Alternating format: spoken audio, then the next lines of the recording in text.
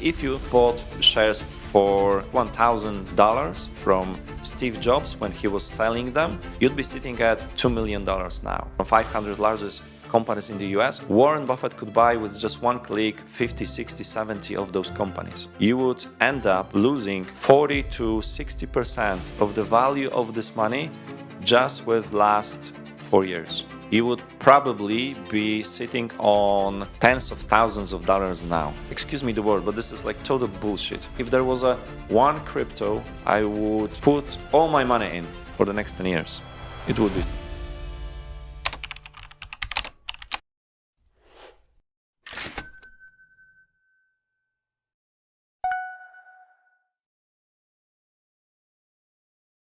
This interview is all about Wall Street's dirty secrets. Yes, What exactly. is the dirtiest secret? Like the dirtiest. Yeah. Like the most.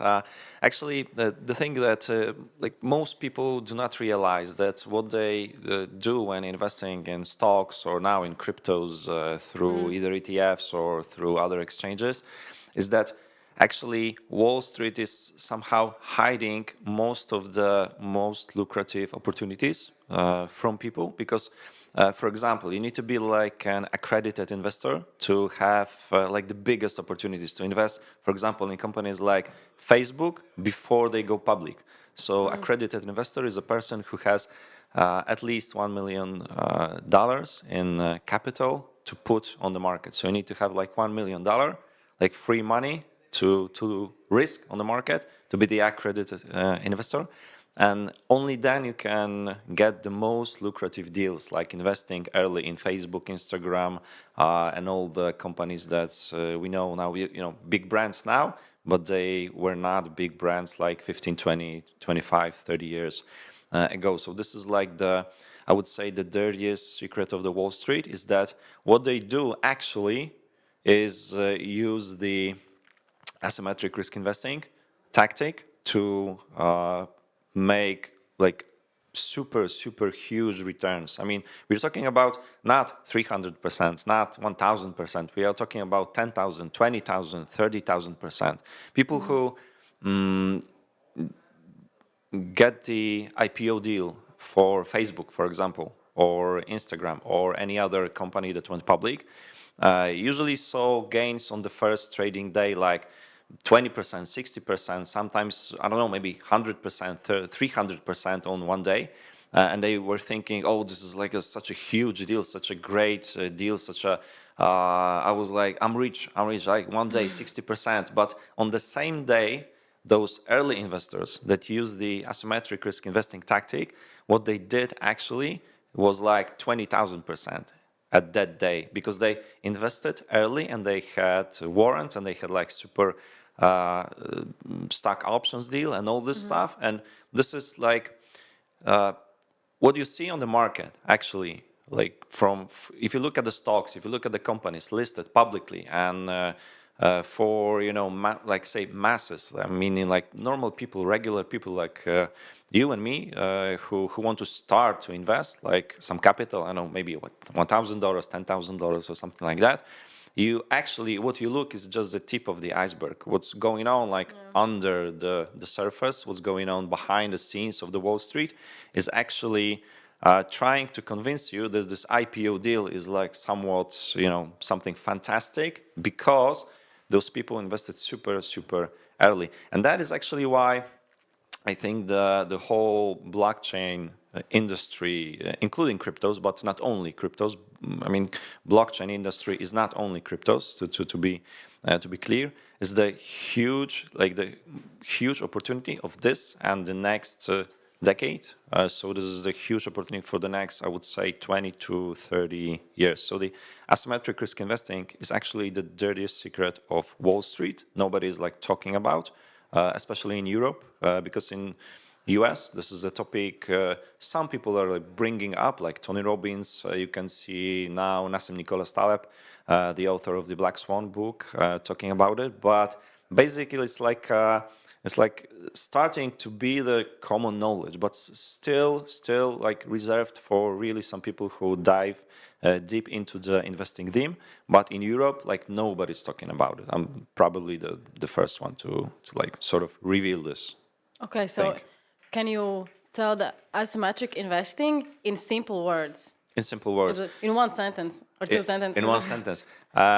Use small amounts to generate huge profits by choosing undervalued small cap companies or projects. And let me like little elaborate on that, because you wanted like one sentence and I sort of like saw your face. Okay, this is one sentence, but maybe some little sentences more.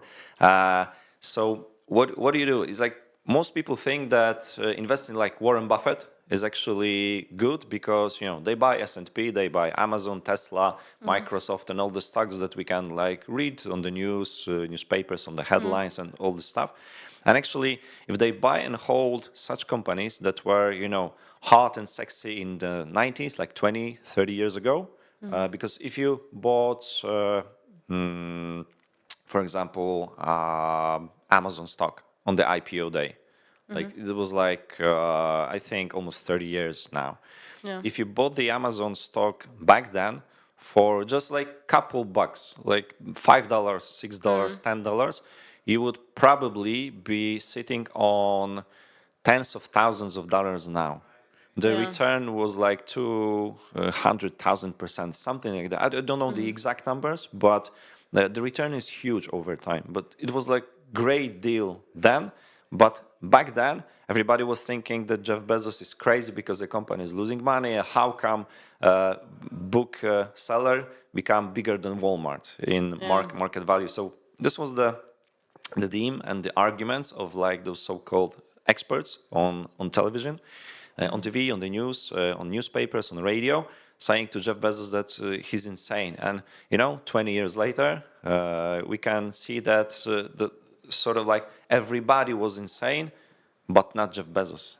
He had like a vision, because if you go into industry like internet, we didn't know the possibilities we had in 90s about the internet, about all this stuff. So we couldn't see what this would roll us into. Like this rolled us into social media, and all of a sudden it's like everybody can post on social media. You can buy ads, you can buy exposure for a fraction of a cost you would use to buy exposure, for example, in a newspaper or a magazine or something like that, what was available back then.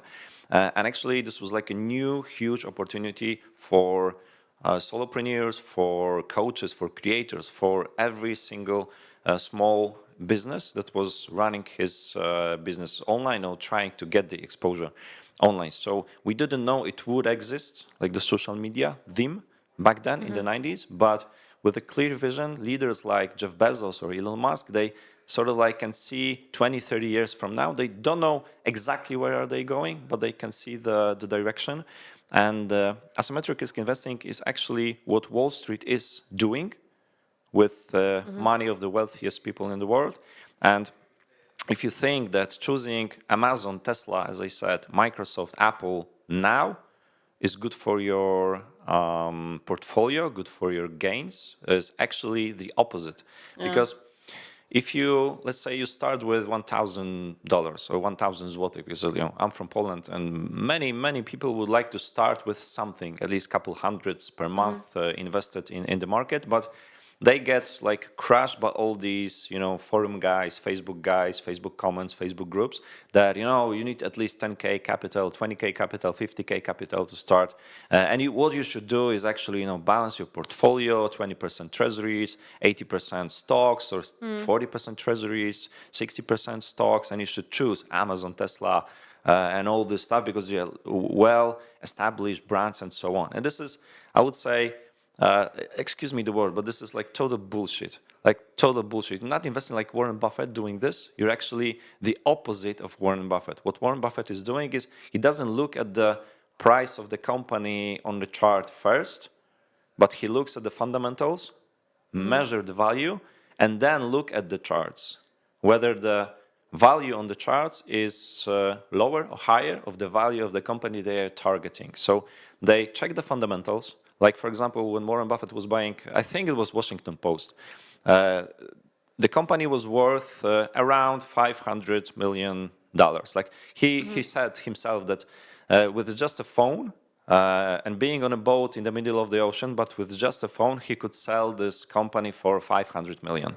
He bought shares of this company, like a big portion of the shares, valued the company at around 100 million. So he knew that the current value was at least 400 million less than what the company is actually worth. It was at the time when Washington Post had like Newsweek and all these big brands, evolving, and it was like a really good, hot company, but with some accounting problems. And the first thing Warren Buffett did was go to the CEO.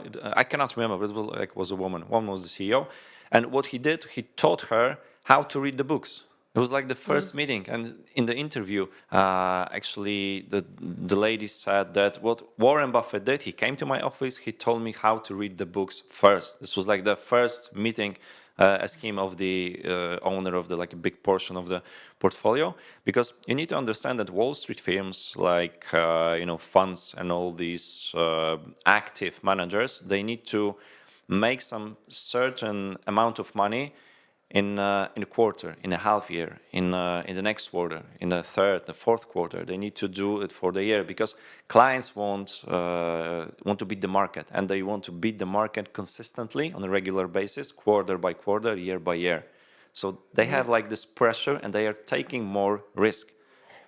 Okay, and if you take that into account, it makes sometimes the market crazy. So what Warren Buffett is doing, he's not looking at the charts, he's looking at the value of the company. And then if the value is like low, and I mean the value is high, and he can see that on the chart is low, he's just buying.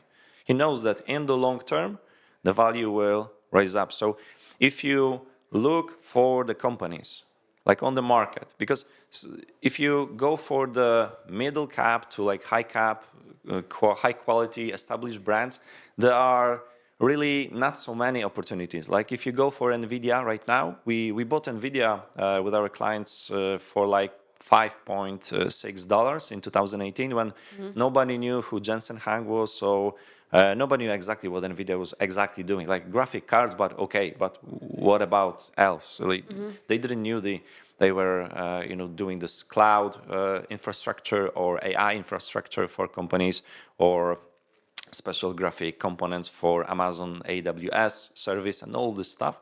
So nobody knew it back then, but then the NVIDIA was the opportunity. Now, when the stock is like trading right now at around $115, $120 from like $5 in 2018, $120 now, this is not an opportunity. You cannot expect a company like NVIDIA to go from 100 to 200 per share now.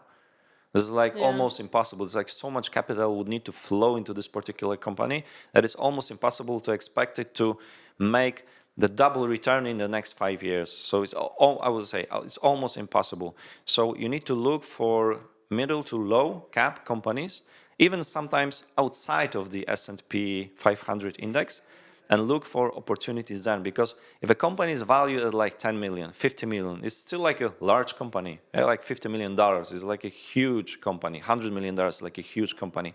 And it's not the problem for such a company with good management, good opportunity, good product to scale to, let's say, 500 million, 800 million, 1 billion, and so on. It's much easier. And there are companies on the Wall Street that are actually targeting those low cap companies, like very early, like startup investing and doing only this. There is one VC manager whose whole job is to invest in startups. And what he's doing is he's using little money for a company little money for him is like 20, 30 million, okay? So just you get the scale. But you can repeat that process with like $1,000, $2,000, $5,000, $10,000, so 1,000 złotych, 2,000 złotych, 5,000 złotych. And if you replace this process, like you invest in small companies, you can expect them to have a huge return in the long run. Because NVIDIA in 2018 was not a small, not a big company. It was like, like a middle company, I would say, but with a nice product, with nice idea, with nice CEO, with long-term vision, nice companies working with them, like Amazon, as I said. So this is the opportunity you should take advantage of. You need to invest. Well, Wall Street is not able to invest like huge amounts because it's impossible for them. For example, Warren Buffett can buy with his cash on hand. He could buy at least like 50, 60 companies from S&P 500 index, from the largest companies in the US, from 500 largest companies in the US.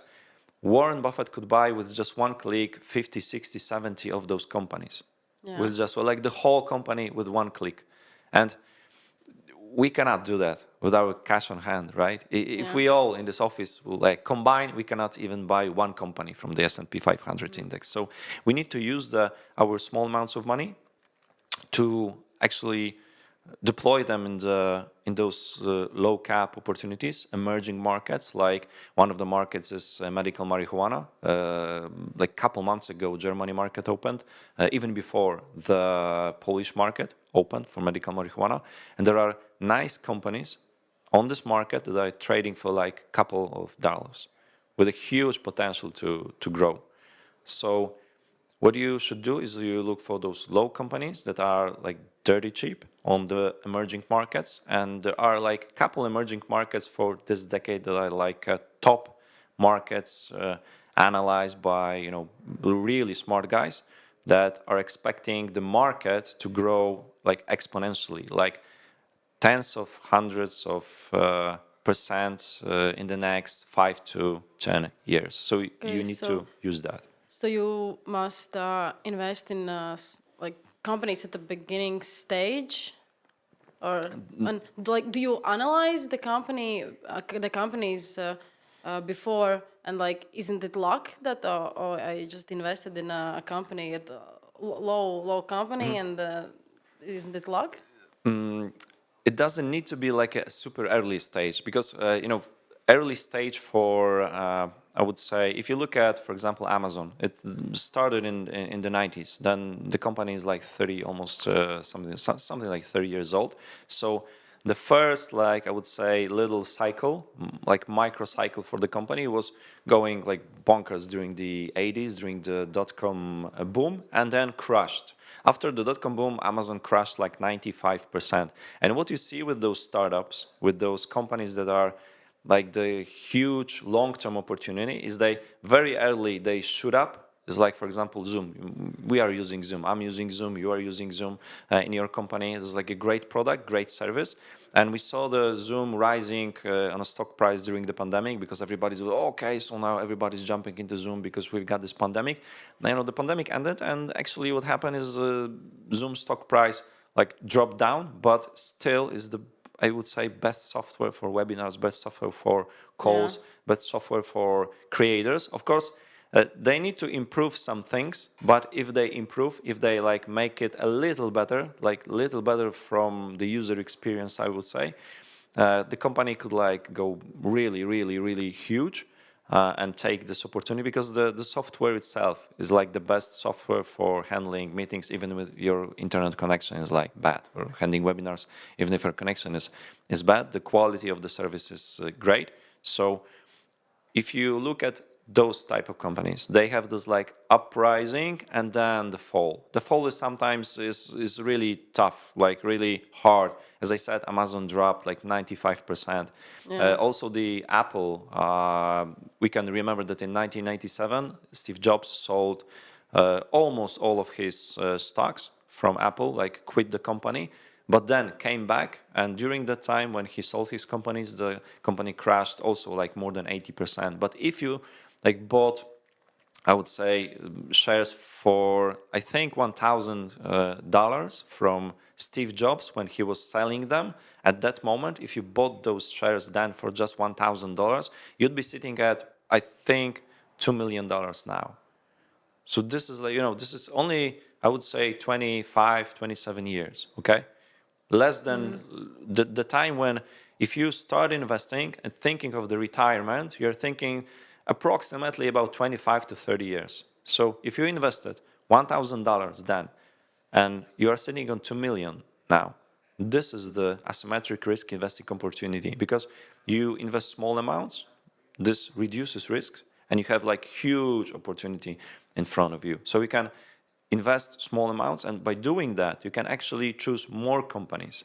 You do not need to choose like 3, 4, 5, 10 companies. You can, each and every month, couple $100, couple €100, couple hundred zlotys, put in one project. Next month, next project, next month, next project. You can choose like 20, 30 projects and see whether, after a year, after 2 years, after 3 years, whether the project is evolving or if anything is like happening good with the project, and just, rinse and repeat. You can create a portfolio of like 40 or 50 stocks, and if just one of them succeeds, one of 50 projects succeeds, you'll be sitting on millions, even investing like really small amounts.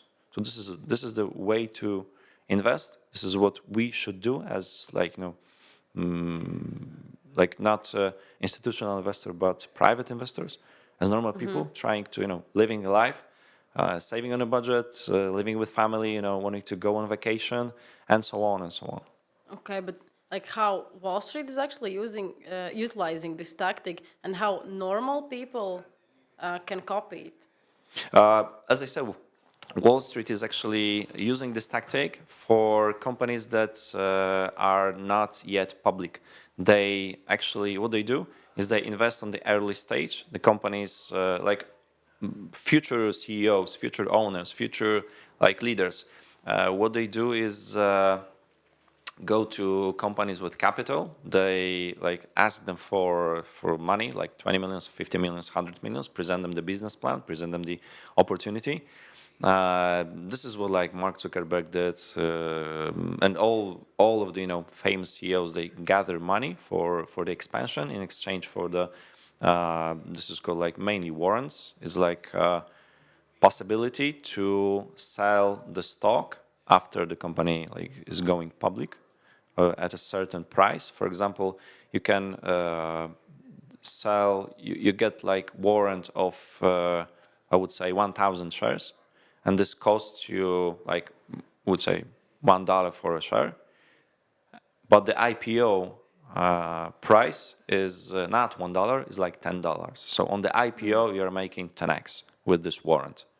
So this is usually the deal of that those companies are getting. They're throwing you the money at the start, but they also get the future option of extra shares to be sold on the IPO day or the day after or the week after or the month after. And on the IPO day, they are already making like 10x, like 50x, like 100x. This is the actual utilizing the asymmetric risk investing tactic by Wall Street. And we can copy that. Of course, we cannot get access to those companies, to those early deals, but we can copy that by using the markets, as I said, like middle to low, or rather really low cap markets, so that we can use those markets, because Wall Street with billions of dollars cannot flood those markets. Because if they would flood this market, they will buy like all the companies, like 100% of shares of all the companies in a very small market. Yeah. So that they cannot do it. We can do it. We can, invest even like hundreds of thousands of, or even millions of our own private money, and we will be still buying just a fraction of the market. And if they pour like 5% of the fund portfolio into the small market, they will buy the whole companies. Because if you get the fund who's managing, I would say, $44 billion. If they like use 10% of that money and put it into like a really small market, they could probably buy 20-30% of the shares of each and every company in that market. So this is crazy. This is like not a good deal for them, but we can use this opportunity because they can't get into this market because it's like too small for them, but it's like huge room for us. Yeah. So this is our advantage over the Wall Street. And this is what, as I said, nobody's talking about, nobody's like aware of that. And this is what we actually should use. So I know this camera is probably recording. So if you are like starting out, just use this opportunity over the Wall Street, and you will get like amazing returns in the long run. Okay. And so it is a long-term project, not a short-term. Yeah, what you should do is actually do the Warren Buffett smart way, because people buying, Tesla, Amazon, all those companies, thinking that they are utilizing Warren Buffett's strategy. What they're actually doing is not utilizing his strategy and doing it the dumb way. And doing it the smart way is actually buy and hold, like buy and hold forever, never sell, buy and hold forever, but use small amounts, low cap companies, and emerging markets. And by emerging markets, I'm not thinking about China and Asia and what we usually associate with the emerging markets phrase. I'm using emerging markets like emerging opportunities, like marijuana, medical marijuana, like blockchain technology, like 5G technology, like some now drones in the military section. This is like also huge emerging opportunity, emerging market. So we can use those little small markets to our advantage, because Wall Street is like too big to get into that small room. But this room is like so huge for us that even if we put all our money into that market, we would be buying like 0.05% of the shares of the market. Yeah. Okay. You mentioned that it is meant for people with low amounts of money, but shouldn't those people invest in like passive investing or compound interest? I would say that compound interest is the biggest lie we've ever heard about financial markets. It's like it's so not working. I mean, the history of like past couple years now is so bright about it that it became such a lie over the time that I'm like really still thinking why people are like didn't drop their money from all those banks and moved it somewhere else. Because if you look at from the perspective that if you like, for example, in Poland, I don't know what's like the inflation rate in Latvia and like the other parts of Europe, but let's focus on Poland.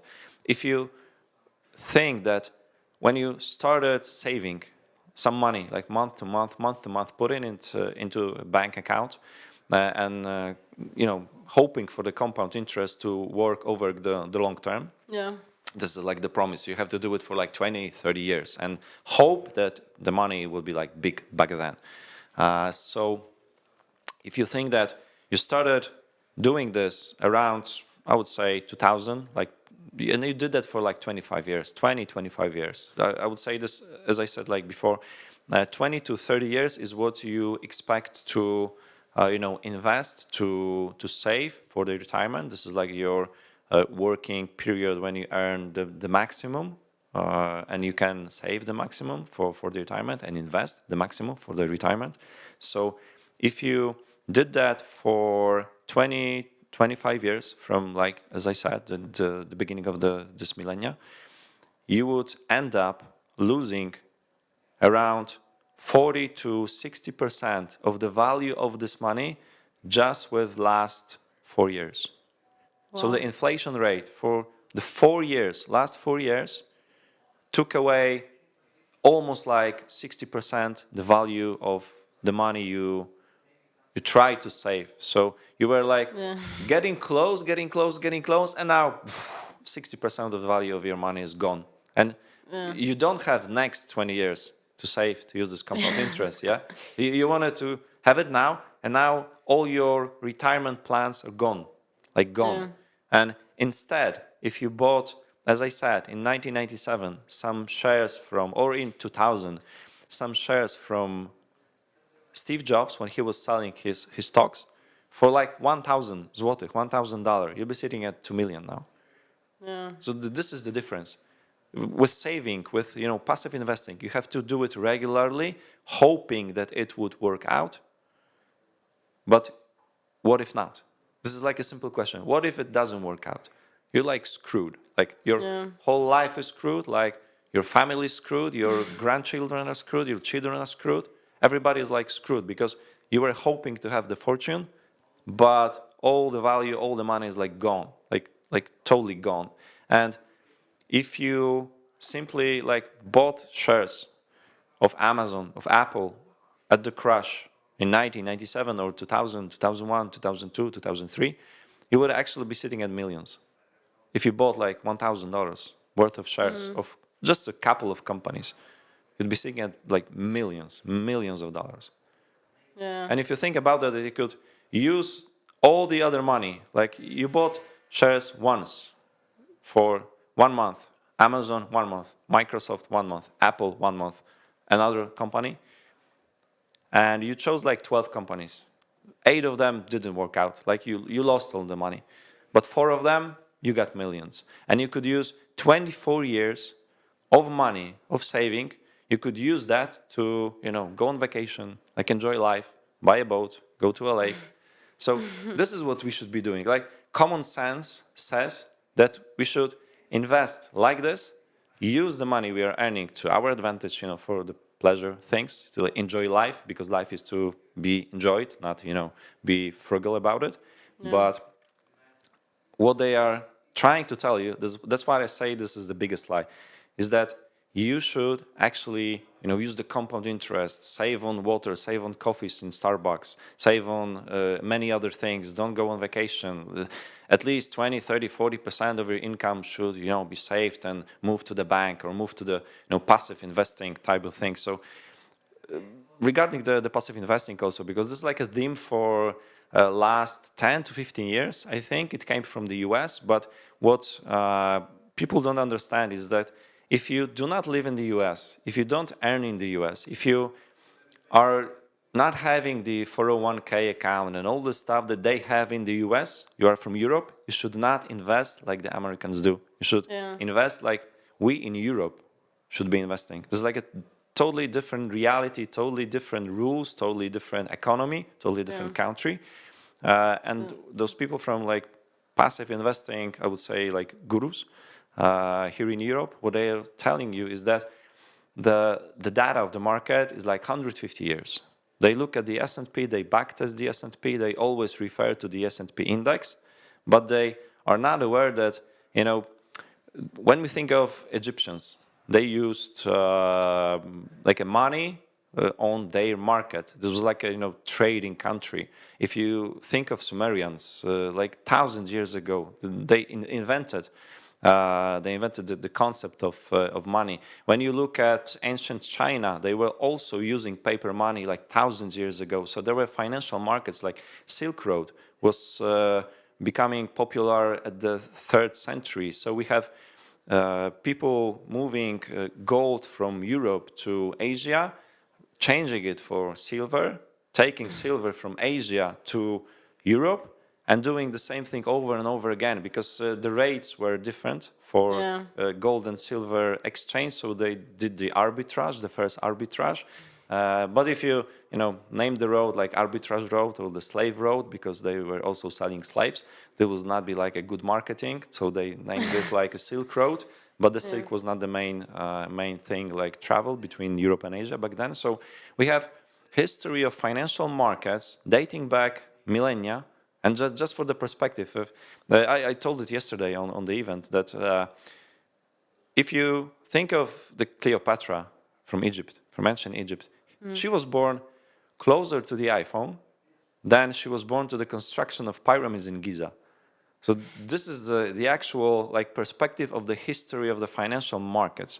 And if you also think that Isaac Newton, like this guy, like this like super smart physics guy, he lost his almost entire fortune in the South Sea bubble, which was in 1719 to 21, like two, almost 3 years. It was like a big bubble, big company. You could invest in shares of the company, like shares, as we are investing now.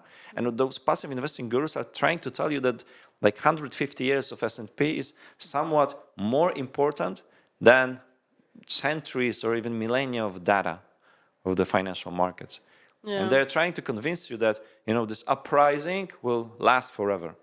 And the simple question is, like, you need to ask yourself, or maybe like you need to ask yourself, is that, what if not?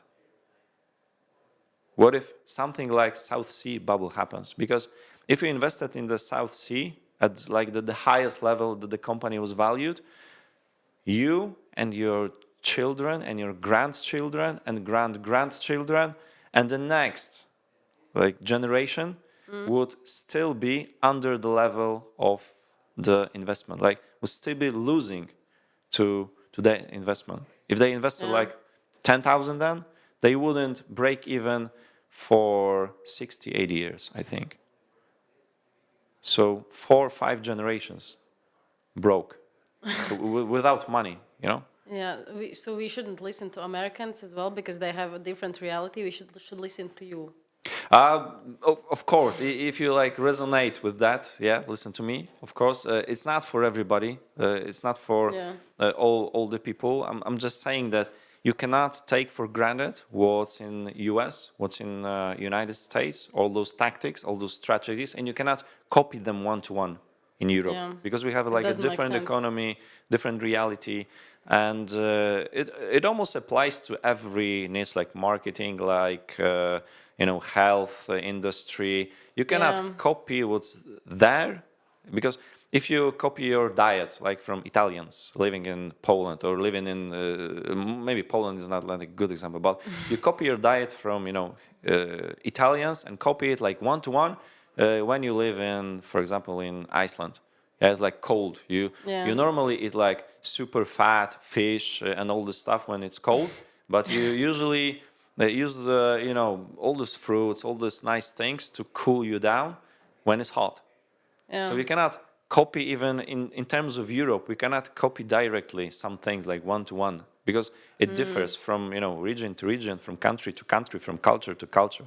So we need to take those differences into account, and what we are actually doing is using the smart strategies of Wall Street and sort of like converting them into our reality, adapting them to our reality, to Polish reality, and deploying them on the market in a smart way. This is the basis of our analytical work. That is actually mind-blowing, what you're saying. For some people, that would be like the biggest aha moment in their financial life. But what can you gain from this, and what are the risks involved, and like how much money can you lose in this? That is a good question. I mean, I will focus on the last part. Like everybody is saying, okay, but what if I lose the money? And I'm always like saying, because if you think of passive investing, and if you think of starting passive investing with 100 PLN, or 100 Polish zloty, or 100 euros, or $100, it's sort of like doesn't make sense, because you can account only for like 15% average, and from $100 after a year, it's only like $15. What can you do with $15? Like to be honest, in Riga, you can take like 3 boat rides and go like buy a bottle of water and go back home, and that's all. Yeah, like you invested for a year, and what you get, what you can get back is like a couple bottles of water, and that's all. You risked $100, and this is your return. So this is crazy, and you have to understand that what those passive investing gurus are telling you is that passive investing is safe. But just imagine, what's safer? Like for you, if you were to choose, like you got this guy who has like 10,000 invested in the market, and you got this guy who invested like 1,000, and 9,000 is still cash, and they are investing in the same companies. Like both are investing in the S&P, for example. Who's taking up more risk? The guy who invested 10 or the guy who invested just 1,000? And the guy who 10. Yeah, because if the stock drops like 30%, he's losing 3 grand. They drop 50%, he's losing 5 grand, and so on and so on. Yeah. And this guy is losing 300, 500. If the whole market goes like 100% down, his maximum risk is $1,000, 1,000 euro, 1,000 zloty. So he's taking less risk than this guy. But to be accounting for millions at the retirements with like 5% per year, 10% per year, 15% per year, you have to start with 10,000, 20,000, 30,000, 50,000 and add to it on a monthly basis. So you're taking huge risk at the start, and you're taking huge risk each and every month with all of your savings. This is like the basic rule. Without this, all this passive investing doesn't work. Compound interest doesn't work. If you start with small amount, it doesn't work. If you do not repeat it over the years, it doesn't work. So this is like a fundamental rule of passive investing and compound interest, that you have to do it regularly and start with a significant amount. Yeah. And this is more risk. Yeah. Because if anything happens, you're like screwed for the rest of your life. With asymmetric risk investing, on the other hand, you're actually reducing your risk by taking small position. And you use the rest of the money just for you. You have the cash. You get to choose what to do with, whether you put it in a bank, put it in a pocket, or use it for vacation, holidays, for your pleasure, buy coffee on a town, or ask your boyfriend, girlfriend to ask for, not ask, but get them out for like a dinner, like a nice fancy restaurant. You can use that money. But with low cap companies, with emerging opportunities on the market, you don't have this ceiling, because it's hard to expect for the S&P index to go like 50% per year for 10 years. It's like you would be insane hoping for that. It's not possible for the S&P index to do 50% per year for the next 10 years. But if you look at the NVidia, when we invested in NVidia in 2018, NVidia did for us 45% per year, like a compound interest. But during the first 2-3 years, the company went through 2 crashes. The first crash was 55%, almost 60%. The second crash was over 70%. Wow. So, and we invested like once, one decision, small amount of money, and 50% rate of like compound interest over the course of 5 years. And what's interesting, the total return was hovering around 800% on the investment. So this is what you should be doing. Small amounts, huge opportunities. Like leave the money. If the crashes comes, your risk is reduced by taking the small position. Yeah. As I said in the beginning, you invest 10,000 versus investing like 1,000 on the market. So your risk is reduced at the very beginning by taking small position, and you let tide right away. It is almost impossible, but yet so simple, like 10 times more secure than passive investing and the savings account. But why not take mortgage rent an apartment or two and produce cash flow? Like, because that is what some smart books are saying. Yeah. For me, like one of the smartest book I've ever read is like Robert Kiyosaki, Poor Dad, Rich Dad, or Rich Dad, Poor Dad. I don't know, like the order. But this book is like great. This book is fantastic. But again, the US market is different than the European market. For example, you can use a mortgage in the US market on a fixed rate, like set it on a fixed rate. For example, like you agree with the bank, okay, I take the loan for 20 years and it will be like 5% per year. And if you find a good real estate opportunity and you can make like 10% per year from that, you are 5% net. And you are sure, because the bank is taking all the risk for the 20 years. And the rate is fixed. Yeah. In Poland, we didn't have that for like many years. And when they introduced like the fixed rate, it was only for 5 years.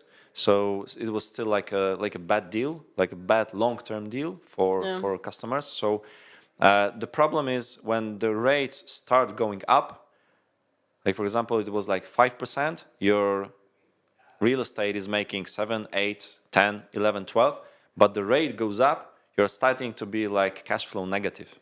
And you have to pour the money each and every month to pay the credit. And what if like your tenants go out like for a month? You have to pay the full month with your own money. So this was like the big problem during the pandemic, and also during those times that we have now in Poland. Many real estate investors were, buying the real estates with like 4 or 5% rate of interest on the mortgage, and actually rate did go up, and they were cash flow negative. And I know a lot of investors that went bankrupt during those times. A lot of companies went bankrupt during those times, like my friends, like even close friends, like good, nice companies doing like amazing cash flow. Suddenly, couple months, the cash flow is negative. They have to pour the money each and every month, and the company runs out of money. And this is like the worst case scenario. But this is a market. Sometimes it goes up, sometimes it goes down. You have to think what happens when it goes down, and if you are secured against this, you can actually, your strategy is good. So this is what actually Nassim Nicholas Taleb is saying, that you cannot count for not making mistakes. You have to assume that you will be making mistakes. You have to assume that the market will go down, and your strategy has to reflect that. And asymmetric risk investing is about reducing the risk. So instead of going into real estates, because I'm the real estate guy. Me and my wife, we started with real estates, and we were like, seeing everywhere only the real estates deal. Yeah. And then I bumped into a guy. I met him, and it was like I was seeing him on the like an inside forum of like a product. He was like an expert, and I was like, shit, this guy's like talking something. He was back then, I didn't know nothing about asymmetric risk investing. He was saying like, this simple rules will make you rich on the financial markets. I'm like, I need to get like some mentoring from this guy. And actually it turned out he ran his own Wall Street private fund. He was like the Wall Street guy, like the Wolf of Wall Street. If you knew know the movie, like watch the movie, it was like this world. And he was having like tens or even hundreds of millions of dollars in his private fund, going like every day on the market, every day transaction, every day those things coming up. And actually he quit that. He started to working with individuals because he was tired of this Wolf of Wall Street theme, because the movie exaggerates a little bit, but not that much what's happening behind the scenes. I mean, not everybody is like that, but most of the Wall Street is actually like that. And what he showed me is like this thing you can do with little to no money to be rich after 10, 20 years by investing with much less risk than, for example, in the real estate. So we were like, okay, in Poland, we don't have like fixed mortgage. We don't have like all this stuff. What if the market goes down? And we were seeing that the market is starting to go a little crazy, because we were buying apartments in the city center of Poznań, like the straight city center of Poznań. Poznań is like the size of Riga, like pretty much the same. Yeah. So imagine if you were buying city center of Riga apartments for 1,000 euro per square meter. This is like a no-brainer deal. Yeah. This is like, like a totally no-brainer. It was happening in Poznań, and now those apartments are like 2,000 euros, 3,000 euros, even 4,000 euros. Yeah. After like couple of years, and we saw that this tide rising, this wave rising of people coming and pouring into the market, and we're like, okay, we cannot account for this to be like that over the long term, and that's why I started researching. Bumped into this guy. He turned out to be like the super Wall Street expert. He became my mentor, and after that, after 7 years later, I'm here, and I can see that real estate is a great market, great opportunity, great way to secure your money that you earned on the financial market. Because with financial markets, with this asymmetric risk investing strategy, it works actually like this, that you do the transaction and you actually forget about it for 10 years. You do not need to like analyze it, check it, do the stop losses strategy, do all this stuff. As I said, most of the experts are investing the dumb way. The true buy and hold is like buy and forget and never get back to this company and wake up after 20 years. Like if you buy and wake up from coma, it will be like, after 20 years. This is like the best strategy. Like buy and wake up after 20 years and check, okay, I'm rich. Like, just imagine you bought Bitcoin in 2015. Bitcoin was trading for $100, around $100. It went down from $1,000. Even if you bought it for 1,000, you're sitting at 70,000 right now, pretty much, as of the prices now. But if you bought 1 Bitcoin or 2 Bitcoins or 3 Bitcoins in 2015 after the crash for $100, you would invest like $300, and 10 years later, you are sitting at like $300,000, $400,000. So you are sitting on a fortune, investing like really small amounts. And let me tell you one thing, and it happened in the internet industry.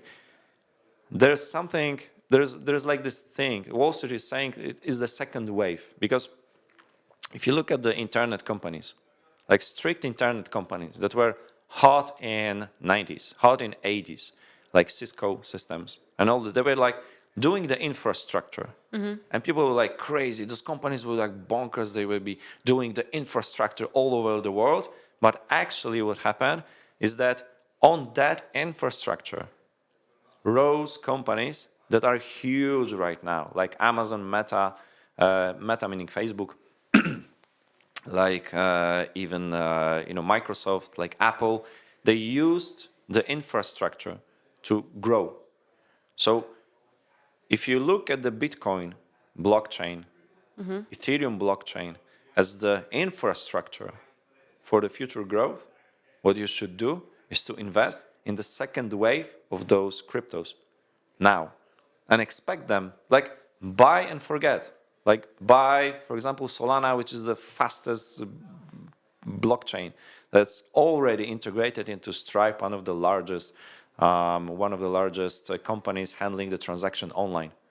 Like I'm using Stripe in my business, you are using Stripe in your business. A lot of people, a lot of creators, a lot of big brands is using Stripe in their business. Millions of dollars, or I will probably billions of dollars going through Stripe.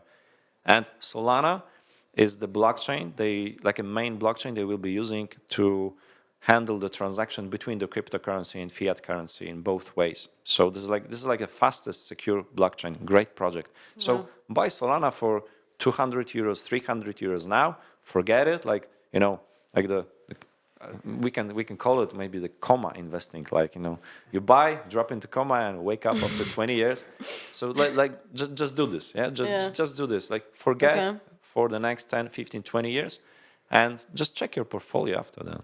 It's so super, so easy. So like you're not stressed. You're not, worrying about the price dropping 30% or something.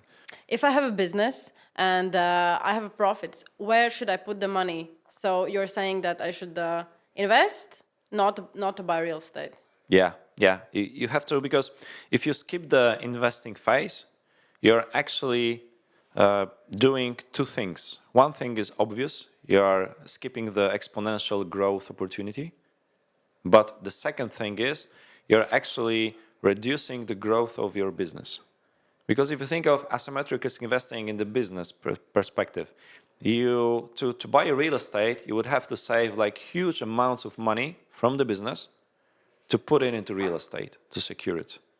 But if you think that asymmetric risk investing will this small investment will buy you a real estate in future, you can use, instead of like putting 20% of the yearly income of the company into real estate, you can put like 3% into the market. The market will turn out to be like six-fold investment, and it will do the gap. The market will fill the gap, and you can use the 17% of the money to grow your business. There is no better investment, no better rate of return than your business. This is like the highest rates of return are on the business, so you should put as much money back in the business as you can.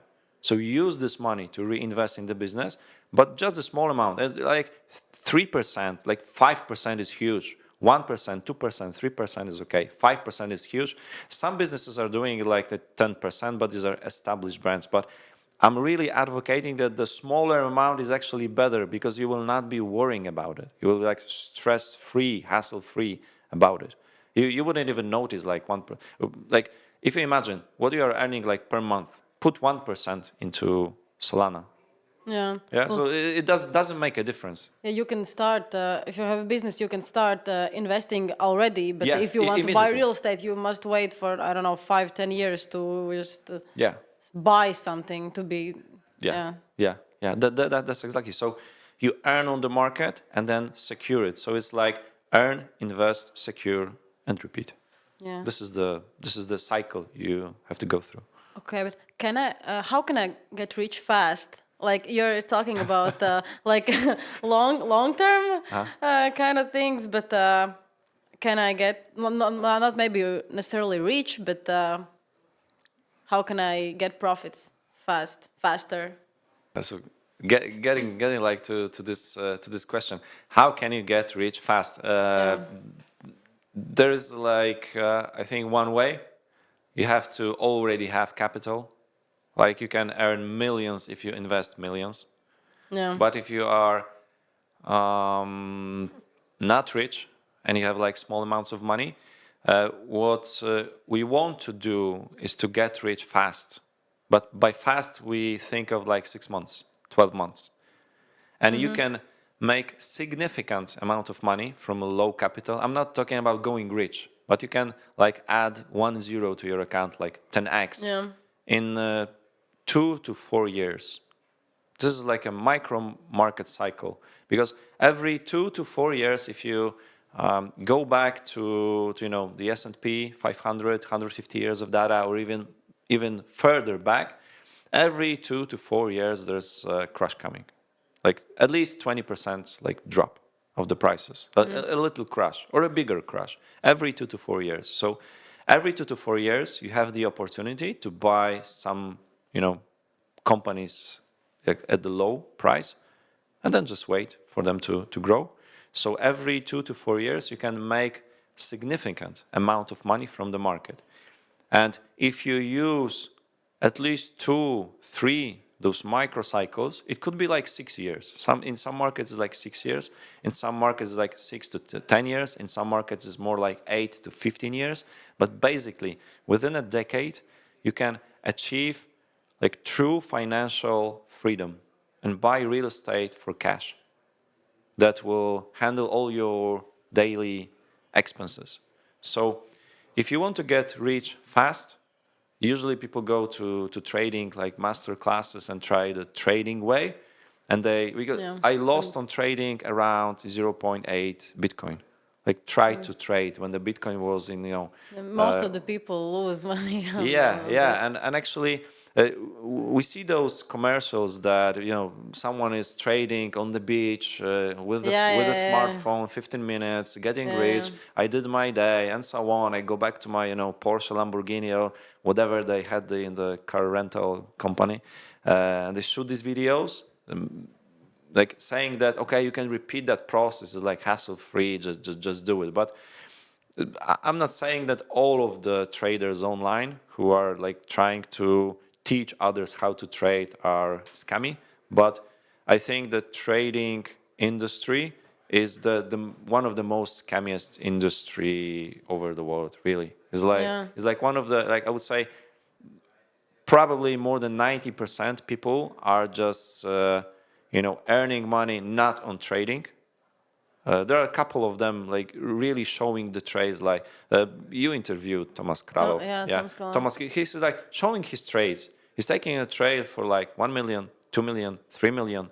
And he's saying, okay, we're down like 300K, but rest assured, the trade will go up. And after 2-3 weeks, he's showing, okay, this trade is up like 500K and so on. So he's like very transparent about it. And but I say this is like a really like a fraction of a percent of the market of those traders. Most of the guys are actually, as I said, not delivering the results they are promising. So you can go into trading, but this is not like 15 minutes a day. I know couple of traders, like professional traders. They are earning millions per year, and each and every one of them is sitting at least 10 to 12 hours per day. Yeah. From Monday to Friday. They're And stressed. yes, like they're so stressed, so stressed. I mean, yeah. I don't know how many coffees they have drank, smoking cigarettes and all this stuff.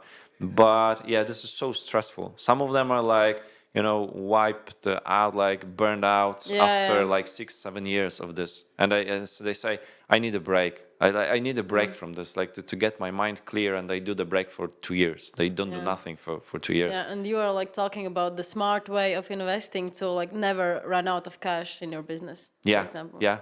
And how can you like trade and run business? This is impossible. Yeah, exactly. So you should focus on your business. Focus your time then. And as I said, my clients invested in NVidia in like 3 minutes. They get the email with the ticker, with a strike price, buy price. Like the report from the Wall Street Analytics said, okay, this and this and this and this. You read that, you just take the ticker, copy paste it into the brokerage account, like buy the position, and like simple decision, one decision. And they forgot about the NVIDIA for like 5 years. 5 years later, they get the email, okay, Wall Street Analytics are saying you should sell this company or a portion of this company. So isn't it like the way we should aim for? Like do our stuff that we love, like work where we work, do the business that we are doing, and focus on that instead of trying to be like the trader, trying to be like the smartest Wall Street investor, smarter than Warren Buffett and all this stuff. 90% of the time it won't work. Like 99 or 99.9999999% won't work. Okay, do you consider yourself rich? In many terms. I mean, richness is not about money, actually. Money can't buy happiness, right? That's like a great question concerning like the finances and investing and all this stuff, because people think that if you have money, you are rich. But what if like all of a sudden Earth atmosphere disappeared and we're like out of air and you have like 4 minutes of life? Probably. Some people less. If you cannot hold your breath for 4 minutes, you're like dead in 2 minutes. Or if I were to tell you, if I write you a check for $1 million, will you accept it? Will you? Yeah.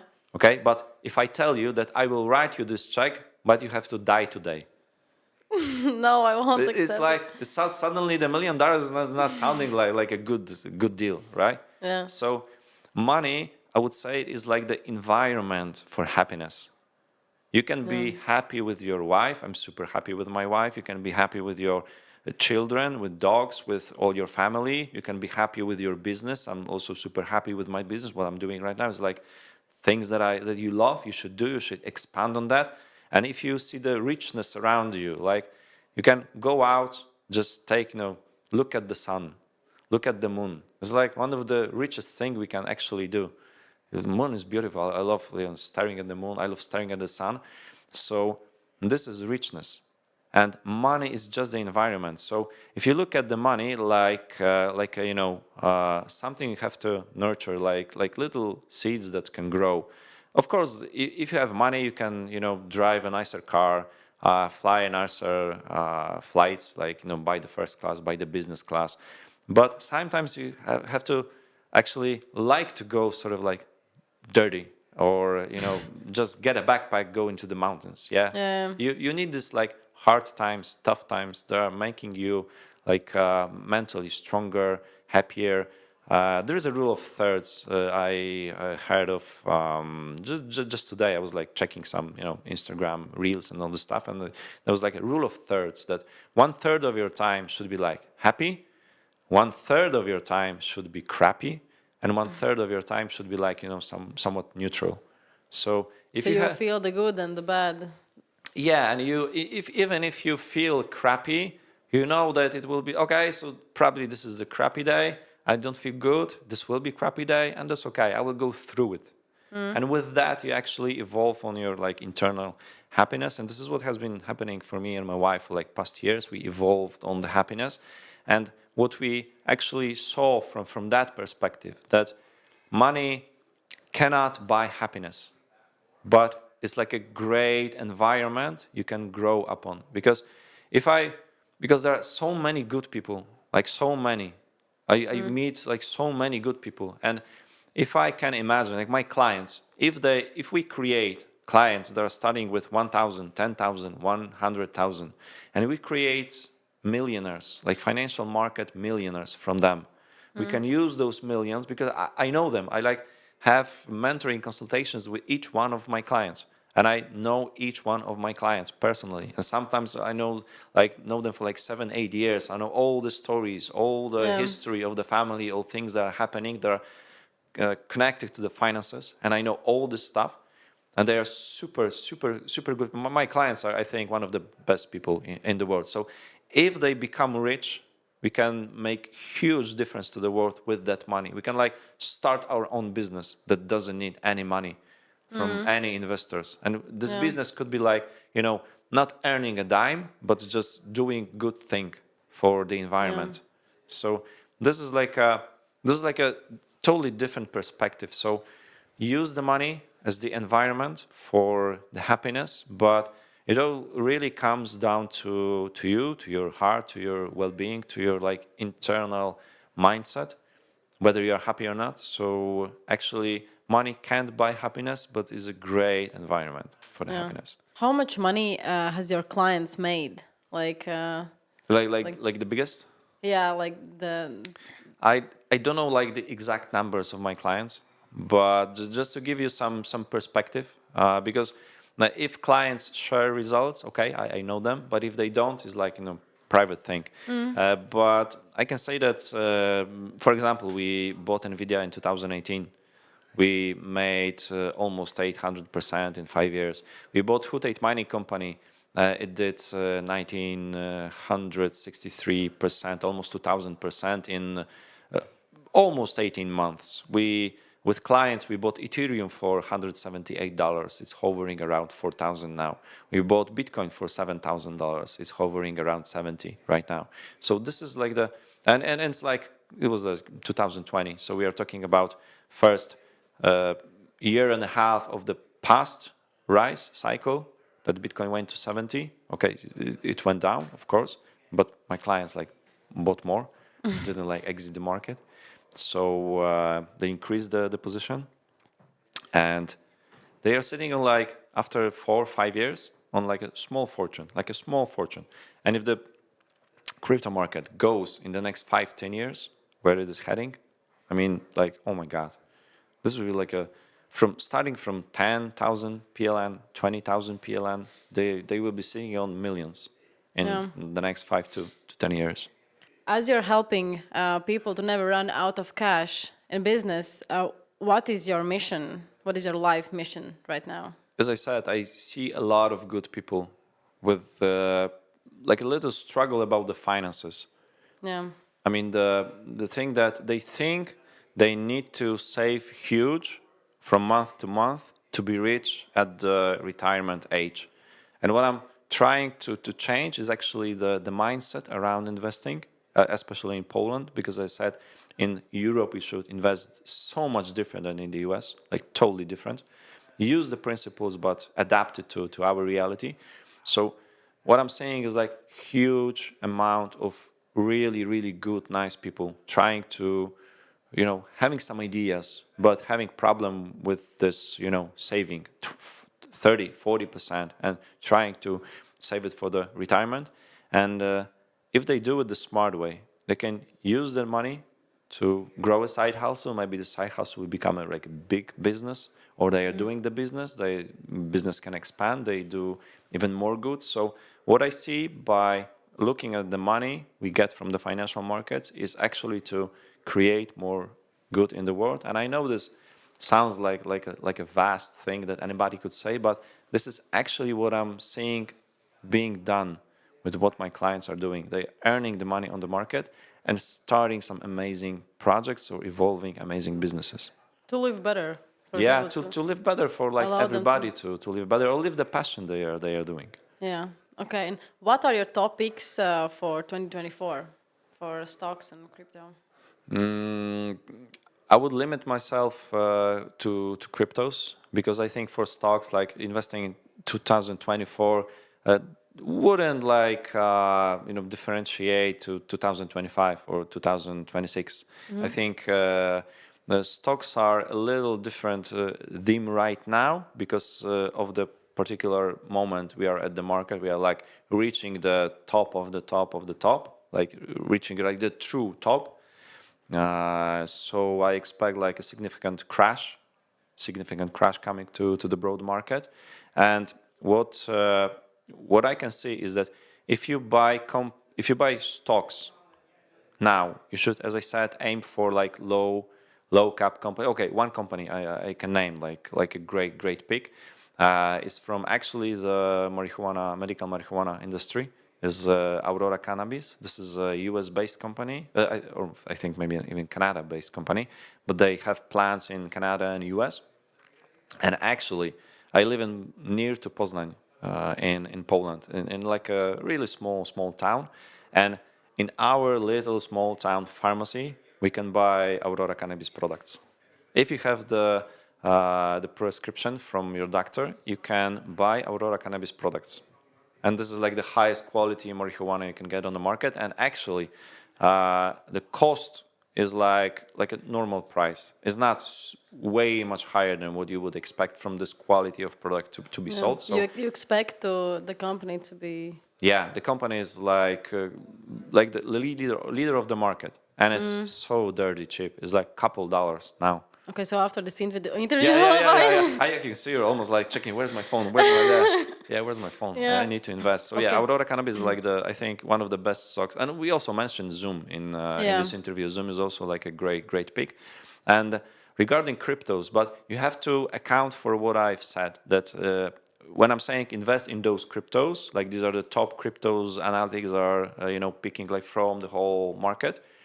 When I'm saying that, is what you should take into account is that you need to invest in them in the long term, not focus on this rise of the Bitcoin. We can go with Bitcoin to 100, 150, 200, but probably with some drop down on the way. It could be like a significant drop down, like 70% drop down, 90% drop down, or 40% drop down. Nobody knows, but you can expect a drop down after such a big rise to happen. It's like a normal thing for the market to do, because some investors are like thinking short term, like 1 quarter. Some investors are like long term. This is normal. So the markets like fluctuate.